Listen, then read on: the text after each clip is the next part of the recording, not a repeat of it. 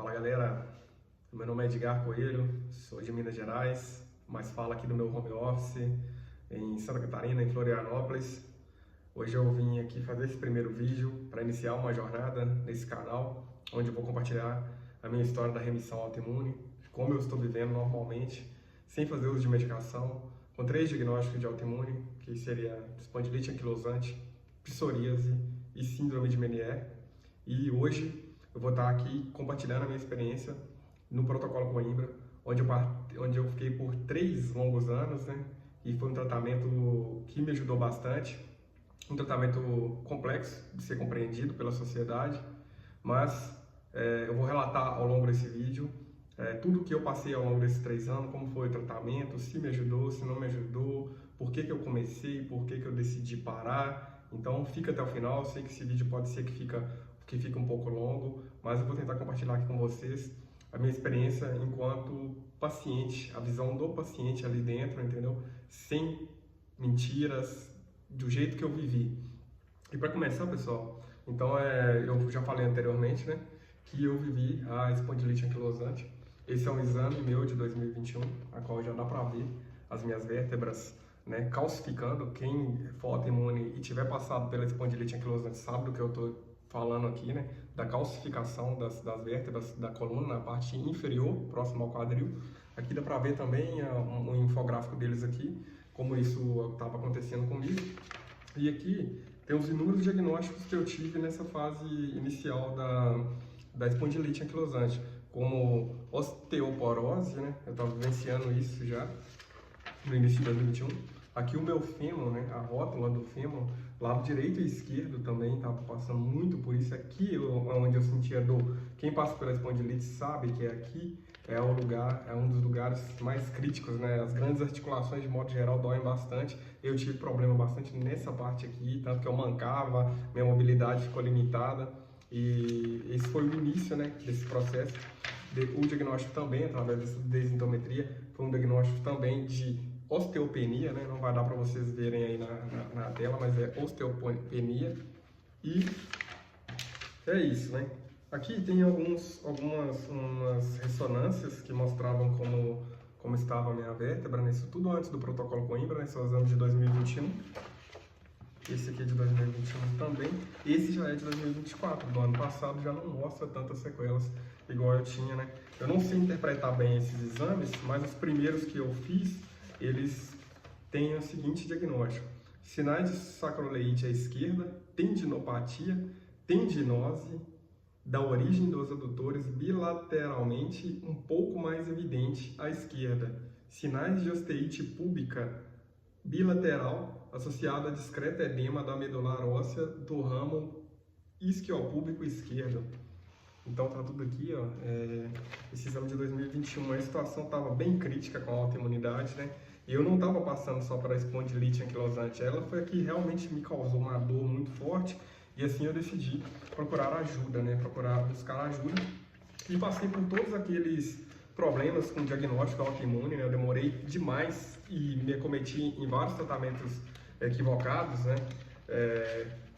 Em médicos que não conseguiram descobrir o que eu tinha. Eles deduziam que era ácido úrico, que era síndrome do periforme, e assim eu fui tratando. Eu vou fazer um vídeo muito mais completo depois sobre o meu processo de diagnóstico, como foi terrível, né? Demorou 2 anos, eu quase fui a colapso, né? De tanto corticoide. E eu me lembro bastante de um dia em que eu estava com veite no olho, eu estava com muitas dores da espondilite, eu estava com crise de psoríase bastante no couro cabeludo, né? E nas unhas, no cotovelo. Então eu estava com muita psoríase, zumbido terrível no ouvido. E nesse dia eu falei, poxa, eu tô colapsando, porque são inúmeros sintomas e nada simples, tudo muito grave. E eu não tinha respostas, né? E depois de muito tempo, de muitos erros, né, todos puderam errar, todos os médicos erraram, muitas infiltrações de corticoide na coluna, na virilha, no joelho, assim, terrível, galera. E muita escamação de crise de psoríase aguda. eu fui encaminhado para reumatologista que deu um diagnóstico em questão de minutos, porque eu tinha um sintoma visual que era a psoríase. Mas esse é assunto para outro vídeo, para não ficar muito longo, né? Vamos continuar aqui no protocolo Coimbra.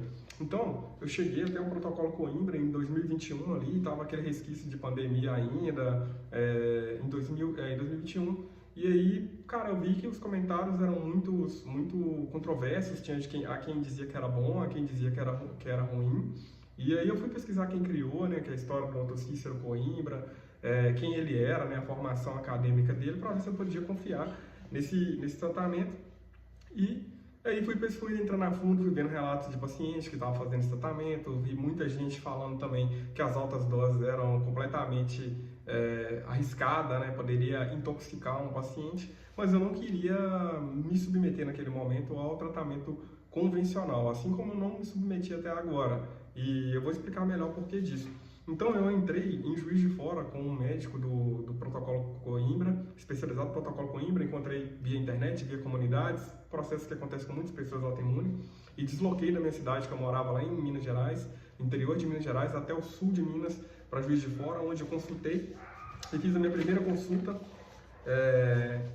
E esse é um dos papéis do protocolo Coimbra, né? Basicamente, ele fala sobre os exames, sobre exame de sangue, exame de urina, sobre levar todos os exames, sobre fazer a dosimetria e sobre fazer o ajuste da dose, né? Que foi até onde eu fui. E assim, a maioria das pessoas abandona o tratamento antes do ajuste da dose, né? O tratamento do protocolo Coimbra, para mim, de fato, ele foi útil depois do ajuste da dose. Então, eu passei 6 meses sem muitas melhorias, sentindo alguma melhoria, assim, algumas coisas, alguns sintomas ficaram mais leves, mas eu, depois do ajuste da segunda dose, ali eu já comecei a ter a vida normal novamente, já comecei a sentir que os sintomas estavam muito a menos, entendeu? E aí isso me encorajou a dar continuidade no protocolo Coimbra, onde eu continuei por 3 anos, né?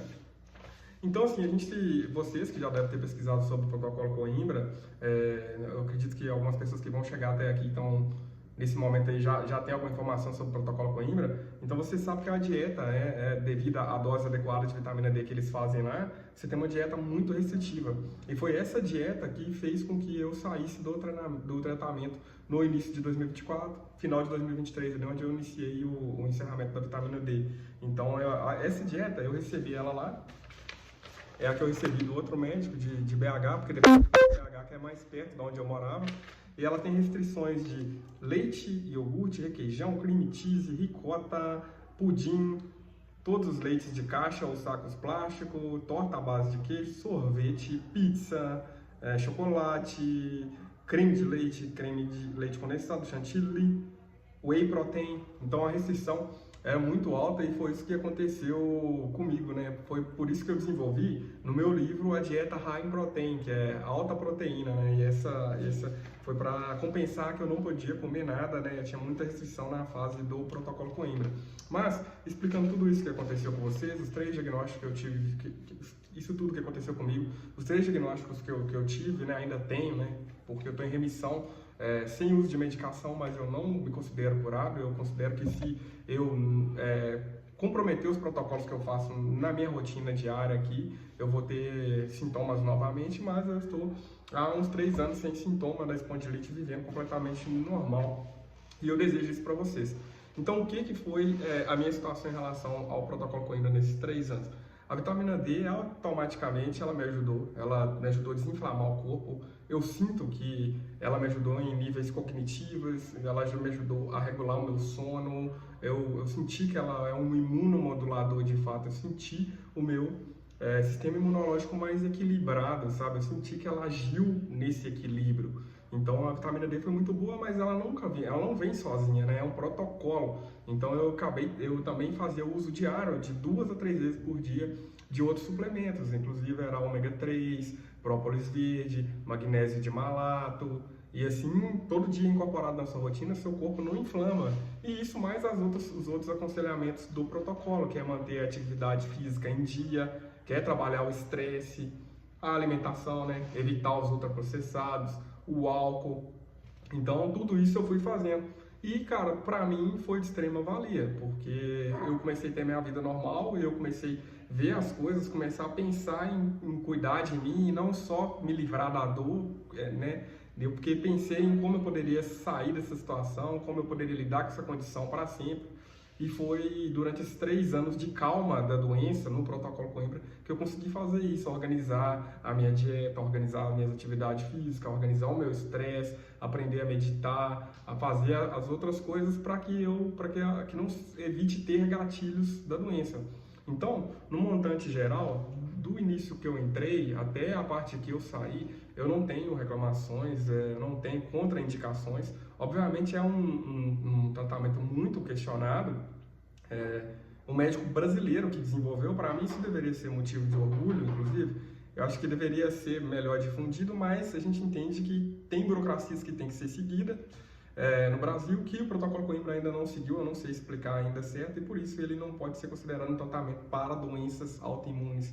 Né? E assim, eu também não sou contra o tratamento convencional. Se algum dia eu precisar de fazer, eu faria com injeções, com imunossupressores, imunobiológicos, mas não é o meu caso. Eu estou vivendo bem agora, sem usar o protocolo Coimbra e sem fazer uso de medicação. Estou com a vida normal, com o protocolo que eu escrevi no meu livro, né? Eu já escrevi o livro contando toda a minha história, todos os protocolos que eu pratico diariamente para viver em remissão sem uso de medicação. Para quem tiver interesse em conhecer essa história mais a fundo, né, eu vou deixar o link aqui na descrição. E também queria falar que a gente está trabalhando uma inteligência artificial que ela vai estar integrada no WhatsApp, né? Vocês vão poder mandar suas dúvidas sobre novos estudos, sobre suplementação, sobre alimentação, dieta, o que tiver disponível de mais atual para pessoas autoimunes terem qualidade de vida, bem-estar novamente, essa IA vai estar treinada e vai estar acessível gratuitamente. Enquanto ela não sai, eu deixo disponível aqui o livro Minha Batalha e Vitória sobre a Autoimunidade, né? As lições da minha luta contra a autoimunidade para guiar a sua. Então, tá aqui embaixo aqui nos comentários. E é isso, pessoal. Sobre protocolo Coimbra, vitamina D, eu nunca vou deixar mais de fazer. Eu não faço a alta dose de vitamina D, mas tudo que era suplemento do protocolo Coimbra, eu continuo seguindo com ômega 3 todo dia, eu continuo seguindo com a dose normal, né, com a dose de vitamina D que é normal, extra protocolo Coimbra, eu continuo seguindo com ela diariamente. O própolis verdes foram boas práticas que eu aprendi lá, que eu trago para mim até hoje. E eu indico para vocês, eu indico no meu livro também sobre isso. Agora, eu não tenho mais as restrições do protocolo, porque eu posso voltar a comer os laticínios, eu posso voltar a comer o queijo, e eu voltei de fato, né, a comer, e tá tudo normal comigo desde que eu deixei o protocolo Coimbra também. Isso eu consegui perceber coisas que eu citei, estudo que eu citei no meu livro, que é muito além de alimentação, é muito além de remédio, é muito além de suplementação, é de fato manter o corpo desinflamado. E essa foi a minha experiência com o protocolo Coimbra, né? Depois do ajuste da segunda dose, eu consegui ter a minha vida normal e ali eu consegui reorganizar a minha vida para poder também viver sem o protocolo Coimbra, e é a forma que eu estou hoje. Também vou gravar um vídeo falando sobre o meu processo de diagnóstico, vou gravar um vídeo falando também sobre o meu processo com a espondilite anquilosante, como foi, como ela pausou, né, com exames atualizados, a psoríase. Eu tinha muita crise de psoríase, especialmente nas unhas, hoje eu não tenho mais. Couro cabeludo também, hoje eu não tenho mais, de fato, estou em remissão da psoríase. Ela foi muito complexa de se desligar no meu corpo, foi um processo que eu achei que nunca ia acontecer sem o uso da medicação, e no ano passado eu tive essa vitória e a gente está até hoje também na remissão. E a síndrome de Meniere, que era bastante zumbido no ouvido, né? Eu tinha muito zumbido no ouvido, e também ele chegou num nível que ficou tão baixo, quase imperceptível. Antes era ensurdecedor, era agudo, eu sentia incômodo na hora de dormir, às vezes eu dormia de fone, ouvindo música, porque era complexo. É isso, pessoal. Se eu estou falando aqui para pessoas autoimunes, para pessoas que têm um parente autoimune, né, um familiar próximo aí, eu espero que esse vídeo ajude. Em breve eu vou estar postando mais coisas aqui, porque foram muitas coisas que aconteceu desde o meu diagnóstico em 2021 e até a minha remissão em 2024 total. E eu vou estar compartilhando aqui com vocês, porque desejo de coração que vocês não passem pelo que eu passei, pela quantidade sucessiva de tratamentos errados, de medicação errado, solidão, incompreensão, sabe? Problema com autoestima, problema com o meu trabalho, tudo que eu passei por não ter tido uma base orientada, ninguém para dialogar sobre o assunto, muitas informações encontradas na internet. Vocês já devem ter pesquisado sintomas das doenças que vocês, os diagnósticos que vocês têm na internet, e vocês devem perceber que não vem nada legal. E assim, uma das coisas que mais me ajudou foi pesquisar sobre pessoas que tiveram a remissão autoimune. Então eu quis saber logo no início, será que outras pessoas conseguiram viver sem autoimunidade, sem fazer uso de medicação?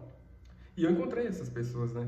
E depois eu quis entender o que elas fizeram para poder chegar na remissão. E aí esses protocolos eu sigo até hoje, né? E eu documentei lá no meu livro.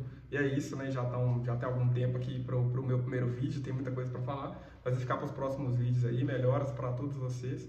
E se inscreve no canal aí, deixa o like nesse primeiro vídeo, não é fácil sair dessa condição toda, vir para frente da câmera, compartilhar isso com vocês, mas eu estou fazendo isso porque eu tenho um propósito de difundir essa ideia de que dá para viver bem, que dá para ter qualidade de vida, viver completamente normal, com alta imunidade, e é isso. Valeu, pessoal, um abraço.